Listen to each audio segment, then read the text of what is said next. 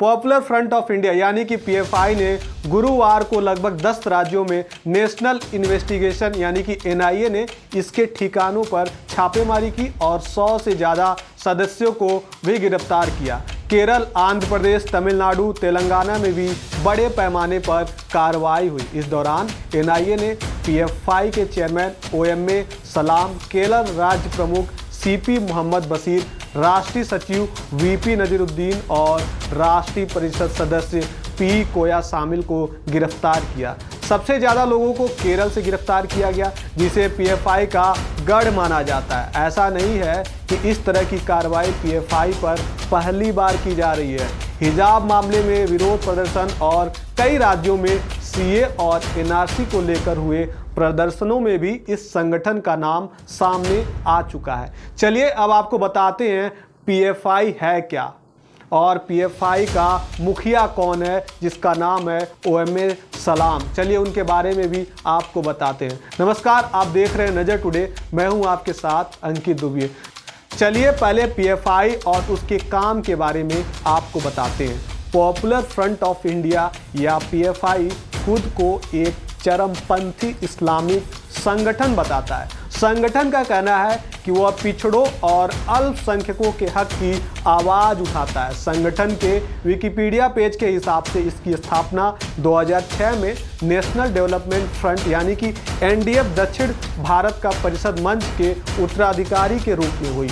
बताया जाता है कि इसकी शुरुआत केरल के कालीकट से हुई, लेकिन इसका मुख्यालय दिल्ली के शाहीन बाग में है।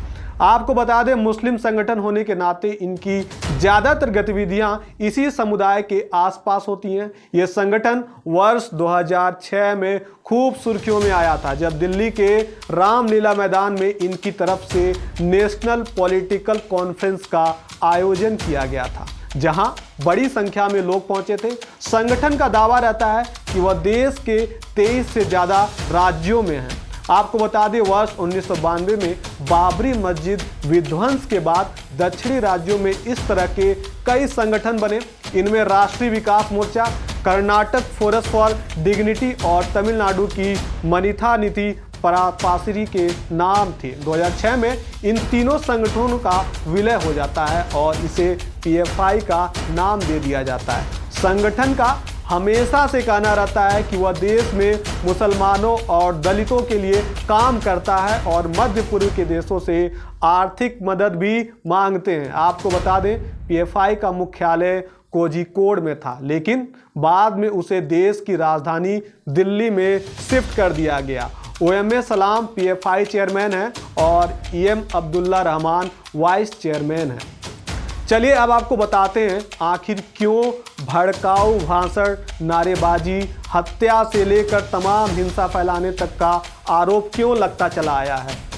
पीएफआई पर भड़काऊ नारेबाजी, हत्या से लेकर हिंसा फैलाने तक के आरोप लग चुके हैं। इसी साल मई में संगठन की एक रैली में एक बच्चे से भड़काऊ नारे लगे थे। इस मामले ने काफ़ी तूल पकड़ लिया था। इस मामले में केरल पुलिस ने 20 से ज़्यादा लोगों को गिरफ्तार भी किया था। मामले में राष्ट्रीय बाल अधिकार संरक्षण आयोग यानी कि एनसीपीसीआर ने हस्तक्षेप करते हुए पुलिस से जिम्मेदार लोगों के खिलाफ एफआईआर दर्ज कराने की भी मांग की थी। इस मामले में केरल हाईकोर्ट ने भी प्रदेश सरकार को फटकार लगाई थी। हालांकि पीएफआई का विवादों से पुराना नाता रहा है। आपको बता दें, पीएफआई ने केरल के चेलारी में एकता मार्च निकाला था। इस रैली में आरएसएस की ड्रेस पहने युवकों को जंजीर से बंधा हुआ दिखाया था, जिस पर काफ़ी विवाद मचा हुआ था, काफ़ी सुर्खियां मची थी। संगठन पर केरल में कई हिंदूवादी संगठनों की नेताओं की हत्या में शामिल होने के भी आरोप लगे रहे हैं। इसके अलावा टेरर लिंक दिल्ली यूपी में सीए एनआरसी के खिलाफ हुए प्रदर्शन को फाइनेंस करने, हिजाब मुद्दे को सुलगाने और हाथरस कांड के दौरान हिंसा भड़काने का आरोप भी लगता रहा है। आपको बता दें, 2017 में केरल पुलिस ने लव जिहाद के मामले सौंपे थे, जिसमें पीएफआई की भूमिका सामने आई थी। वहीं 2016 में कर्नाटक में आरएसएस नेता रुद्रेश की हत्या में भी पीएफआई का नाम आता रहा है। 2016 में एनआईए ने केरल के कुन्नूर से आतंकी संगठन आईएस से प्रभावित अल जरूल खलीफा के ग्रुप का खुलासा भी किया था। इसे देश के खिलाफ जंग छुड़ने और समुदायों का आपस से लड़ाने के लिए बनाया गया था। बाद में एनआईए को जांच में पता चला कि गिरफ्तार किए गए ज्यादातर सदस्य पीएफआई से थे। इससे पहले 2013 में एनआईए ने पीएफआई के खिलाफ चार्जशीट दाखिल की थी। चार्जशीट के अनुसार पीएफआई एसडीपीआई के एक्टिविस्ट आपराधिक साजिश में शामिल हैं और उन्होंने अपने कैडर को हथियारों और विस्फोटकों की ट्रेनिंग दी थी। ये ट्रेनिंग कुन्नूर जिले में लगाए गए आतंकी कैंपों में दी गई। आपको बता दें, कई बार पीएफआई को बैन करने की भी मांग देश में उठ चुकी है। 2012 में पीएफआई के टेरर लिंक सामने आने के बाद इस संगठन को बैन करने की भी मांग उठी थी, लेकिन तत्कालीन केरल सरकार ने उसका समर्थन किया था। 2017 में एनआईए ने गृह मंत्रालय को सौंपी अपनी विस्तृत रिपोर्ट में पीएफआई और इसके राजनीतिक दल social democratic party of India यानी कि एसडीपीआई के आतंकी गतिविधियों जैसे बम निर्माण में शामिल होने के चलते बैन लगाने की भी मांग की गई थी। आपको बताते चले, भारत की कई राज्य सरकारें भी समय समय पर पीएफआई को बैन करने की भी मांग कर चुकी है। सीए एनआरसी प्रदर्शन के दौरान यूपी सरकार ने केंद्रीय गृह मंत्रालय से इस संगठन को पूरी तरह से बैन करने की मांग की थी। पिछले साल ही असम ने भारत सरकार से पीएफआई पर प्रतिबंध लगाने का आरोप किया था। असम सीएम का आरोप था कि वे सीधे तौर पर विध्वंसक गतिविधियों से जुड़े हुए। एक असम सरकार का बड़ा हमला था पीएफआई की ओर। पीएफआई का नाम लव जिहाद, तबलीगी जमात, किसान आंदोलन और जुम्मा हिंसा से भी आ चुका है। पीएफआई का नाम काफी समय से लगातार विवादों में रहा है। आपको बता दें, यूपी में हाथरस कांड के दौरान सीएफआई का नाम सामने आया था। ईडी ने हाथरस दंगों को साजिश में पीएफआई और उसके student wing campus front of India यानी कि सीएफआई के 5 सदस्यों के खिलाफ लखनऊ की स्पेशल एमपी एमएलए कोर्ट में चार्जशीट भी दाखिल किया था। इसके अलावा संगठन का नाम किसान आंदोलन के समय भी आया था। एजेंसियों को किसान आंदोलन के दौरान पीएफआई की ओर से हिंसा का इनपुट मिला था। इसके बाद मेरठ समेत कई स्थानों पर पीएफआई के ठिकानों पर छापेमारी की गई थी। नुपुर शर्मा विवाद के बाद यूपी में करीब 8 शहरों में जुमे की नमाज के बाद माहौल को गरमाने की कोशिश की थी। कानपुर से लेकर प्रयागराज तक भी हिंसा को भड़काने की कोशिश की गई थी। इस संगठन से जुड़े लोगों की गिरफ्तारी हुई थी। सीए एनआरसी को लेकर हुए विवाद के समय भी नाम सामने आया था पीएफआई का। आपको बता दें, पीएफआई का हिजाब विवाद में भी अहम भूमिका रही है। कर्नाटक के स्कूल में हुए हिजाब विवाद में भी इस संगठन का नाम सामने आया था। सरकार की ओर से कर्नाटक हाईकोर्ट में महाधिवक्ता यानी कि एजी प्रमुलिंग नौदगी ने बताया था कि सीएफआई ने हिजाब के लिए ढोल पीटना और छाती पीटना शुरू कर दिया था।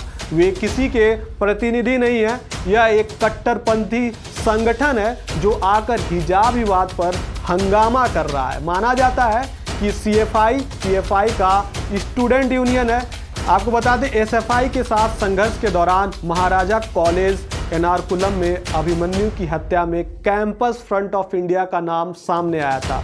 प्रवर्तन निदेशालय यानी कि ईडी ने जांच के बाद निष्कर्ष निकाला कि पॉपुलर फ्रंट ऑफ इंडिया ने कैंपस फ्रंट ऑफ इंडिया जैसे संबंध संगठन के साथ साथ आतंकवादी शिविर चलाने, मनी लॉन्ड्रिंग, विभिन्न धार्मिक समूहों के बीच दुश्मनी को बढ़ावा देकर दंगा का माहौल बनाने के लिए राशि जुटाई गई थी।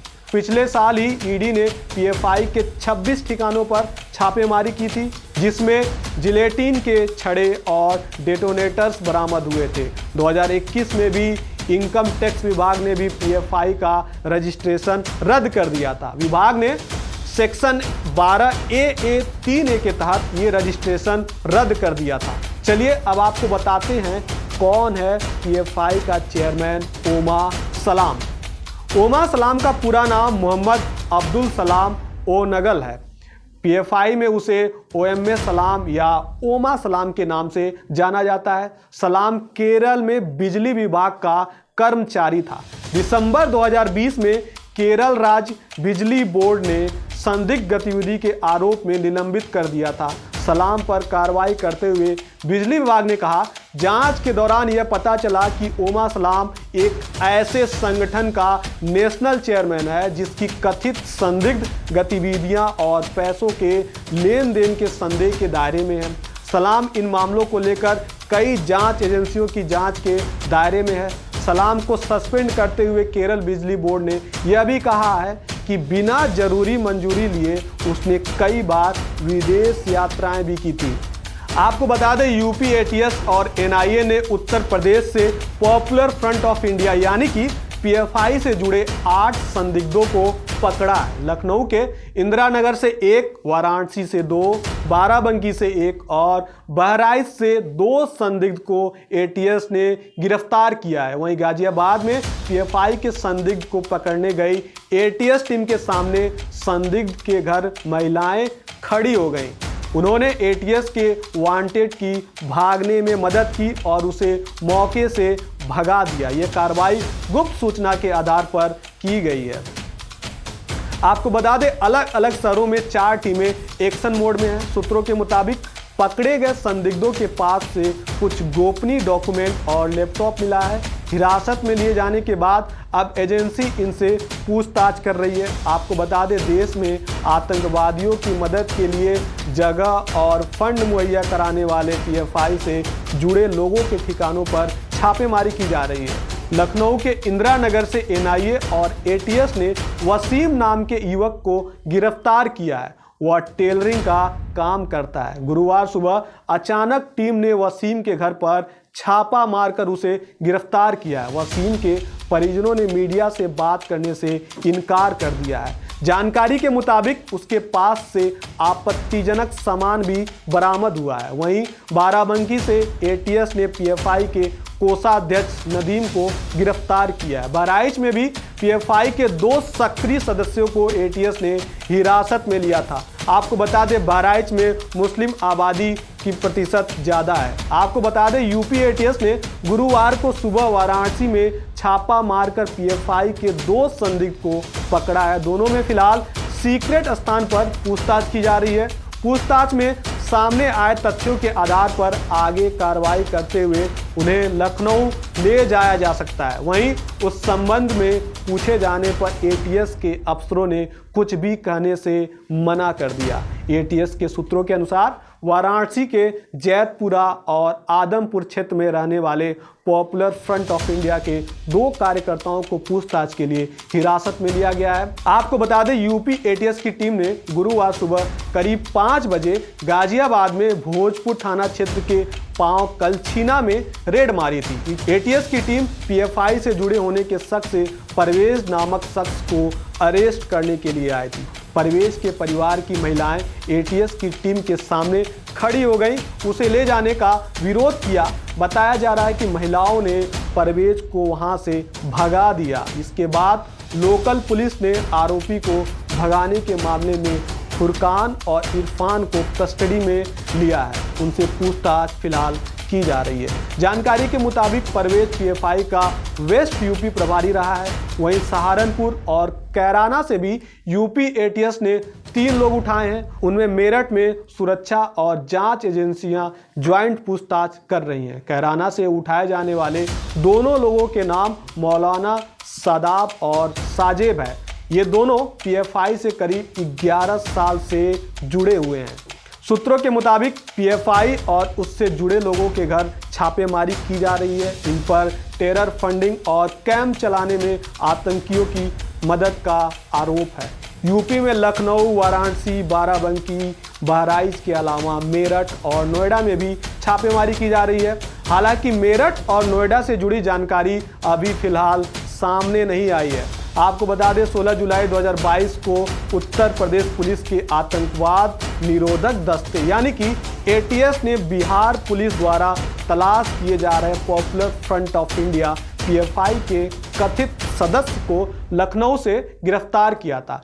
एटीएस मुख्यालय के अनुसार पटना के वरिष्ठ पुलिस अधीक्षक ने पटना जिले के फुलवारी शरीफ थाना क्षेत्र के एक मामले में वंचित आरोपी नरुद्दीन जंगी उर्फ एडवोकेट नरुद्दीन निवासी दरभंगा जो कि बिहार में पड़ता है की गिरफ्तारी के लिए उत्तर प्रदेश एटीएस से सहयोग की अपेक्षा की थी।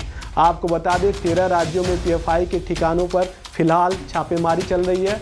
नेशनल इन्वेस्टिगेशन एजेंसी यानी कि एनआईए ने गुरुवार आधी रात करीबन 13 राज्यों में popular front of India PFI के कई ठिकानों पर छापेमारी की थी, जो अब तक जारी है। टेरर फंडिंग केस में हो रही इस कार्रवाई में पीएफआई से जुड़े 106 सदस्यों की अरेस्ट कर लिया गया। फिलहाल अभी देश के कई राज्यों में छापेमारी चल रही है। पीएफआई को हमेशा से संदिग्ध गतिविधियां करते हुए देखा गया, इसलिए उन पर छापेमारी चल रही है। आगे और भी छापेमारी की जो चीज़ें होंगी निकल के आएंगी, हम आपको बताते रहेंगे। देखते रहिए आप नजर टुडे।